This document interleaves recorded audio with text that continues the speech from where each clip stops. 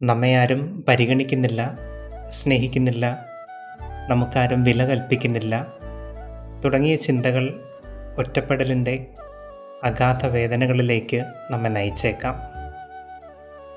ജീവിതത്തിൻ്റെ വലിയ കയ്പുനീരുകളിലൊന്ന് ഈ ഒറ്റപ്പെടൽ അനുഭവം തന്നെ.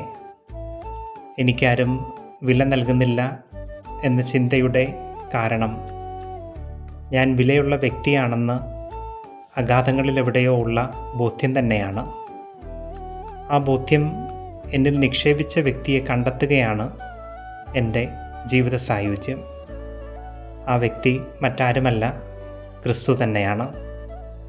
നിനക്കും എനിക്കുമൊക്കെ വില നൽകുന്നത് ദൈവമാണെന്നറിയുമ്പോഴാണ് എനിക്ക് പരിഗണന ലഭിക്കുന്നില്ല എന്ന ദുഃഖചിന്തയിൽ നിന്ന് മോചനം ലഭിക്കുന്നത്.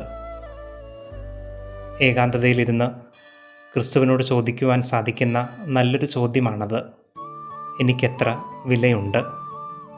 ക്രിസ്തു കുരിശിലിങ്ങനെ കൈകൾ വിരിച്ച് പിടഞ്ഞുകൊണ്ട് ഉത്തരം പറയുന്നുണ്ട്, ദാ ഇത്രത്തോളം.